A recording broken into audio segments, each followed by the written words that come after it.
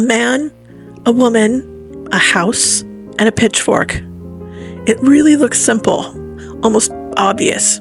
And because it's obvious, it gets misread more than almost any other painting in America. But if you spend a little longer with it, something shifts.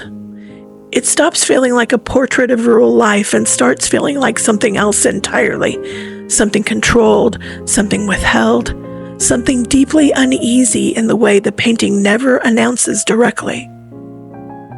American Gothic was painted by Grant Wood in 1930, and it's one of the most reproduced images in American art history. It's been parodied endlessly, memed before memes existed, recreated in advertising, political cartoons, and cultural commentary. Most viewers assume they already know what it means. It's a stern rural couple, Midwest values, hardworking, piety, simplicity. That interpretation is so widely accepted that it feels like fact. But the painting itself is way more complicated than its reputation. And the most unsettling thing about it is not what it shows, but how carefully it withholds emotional access. Grant Wood was not documenting a real couple. He used his sister and a dentist as the models. That detail alone changes the emotional landscape of the painting. This is not a painting of lived domestic life. It's a constructed image of identity, a deliberate staging of what rural America might look like when filtered through symbolism rather than reality. Woods was associated with regionalism, a movement that emphasized American subjects during a period of really difficult times, cultural uncertainty, and economic collapse. The painting was created in 1930, just after the beginning of the Great Depression, and that timing matters. Because American Gothic is not simply a depiction of rural life, it's a projection of stability at a moment when stability was collapsing, the first layer of discomfort. At first glance, the composition is rigid. The figures stand centered, symmetrical, almost frozen. The man holds a pitchfork, not casually, but with deliberate vertical alignment that mirrors the architecture behind him. The woman stands slightly behind him, not beside him, with a gaze that does not fully engage the viewer. Everything is controlled, nothing is relaxed. Even the brushwork reinforces containment. There's no visual softness to break the tension. But what unsettles many viewers is not just the stiffness, it's the emotional distance. Neither figure appears emotionally accessible. They are present, but they are not inviting interpretation. The second layer is what's not being said. The painting really offers you no narrative context. We don't know who the people are to each other in emotional terms.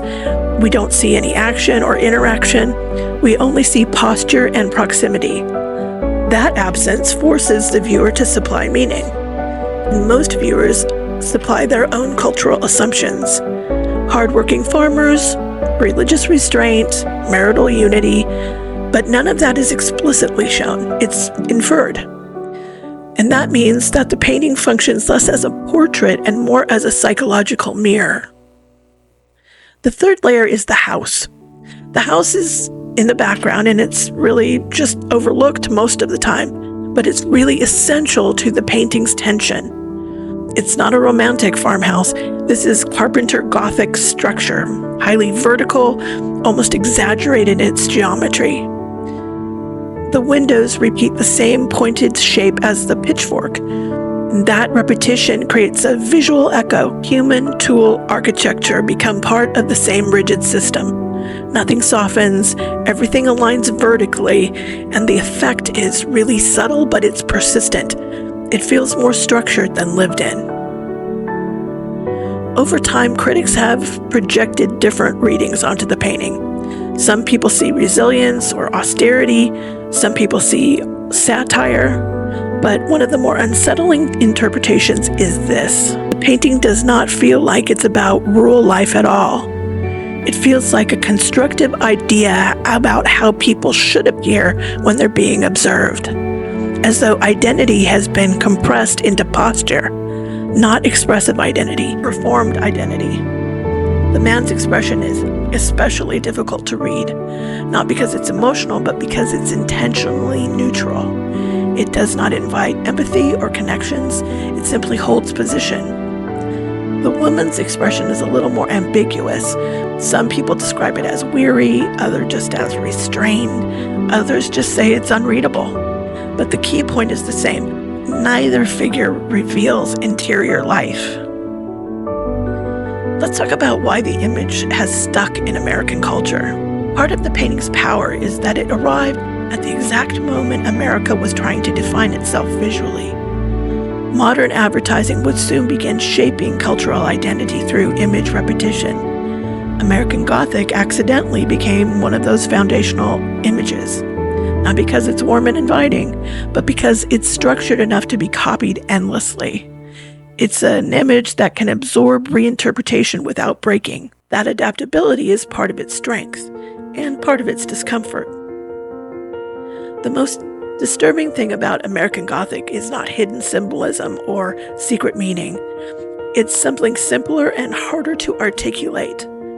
Painting represents identity as something fixed, not emotional, not evolving, not interior, just arranged. Once you've noticed that, the image stops feeling like a portrait of two people and starts feeling like a study of how little a person can reveal while being completely visible.